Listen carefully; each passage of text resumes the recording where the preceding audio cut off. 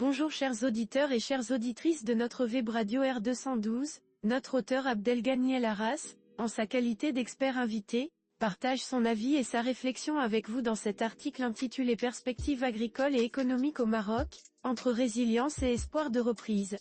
Le voici en podcast pour vous. Abdelghany El Arras commence par dresser un constat général sur la situation agricole récente. Après plusieurs campagnes marquées par la sécheresse, le secteur agricole marocain entrevoit un début de redressement. La campagne céréalière 2024 à 2025 s'annonce meilleure que prévu, portée par le retour des pluies et une remontée du taux de remplissage des barrages. Une reprise modeste mais porteuse d'espoir pour l'économie nationale. L'expert invité poursuit en apportant des précisions chiffrées issues d'une conférence ministérielle tenue dans le cadre du SIAM de la manière suivante.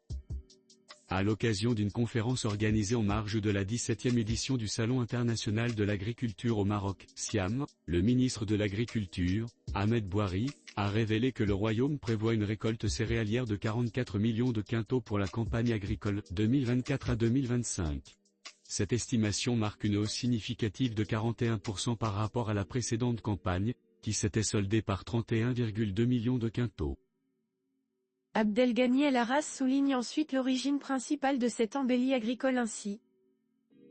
Cette embellie, bien que modeste au regard des standards historiques, est largement attribuée aux précipitations récentes qui ont contribué à l'amélioration de l'état du cheptel et à la bonne tenue des cultures printanières. Le ministre a ainsi souligné qu'il s'agit certes d'une petite campagne, mais meilleure que redoutée en raison du stress hydrique qui menaçait gravement la saison agricole. Il convient de rappeler que, selon les hypothèses retenues dans la loi de finances 2025, une récolte de 70 millions de quintaux est considérée comme une campagne moyenne. Dans ce contexte, les 44 millions de quintaux prévus reflètent une situation encore fragile mais sur une pente ascendante. L'auteur invité enrichit son analyse en abordant les perspectives macroéconomiques du secteur agricole. Par ailleurs, les perspectives macroéconomiques du secteur agricole s'annoncent plus favorables. Après un recul de moins 4,8% enregistré l'an dernier, la croissance du secteur primaire est attendue à plus 5,1% en 2025, redonnant ainsi un peu d'élan à l'économie nationale qui reste très sensible aux aléas climatiques.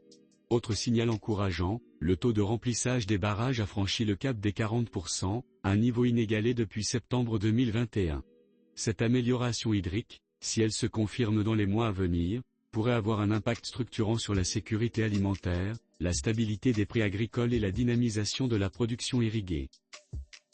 Enfin, Abdelghany El Arras conclut son propos en insistant sur les leviers à activer pour transformer cet élan en reprise durable en ces termes.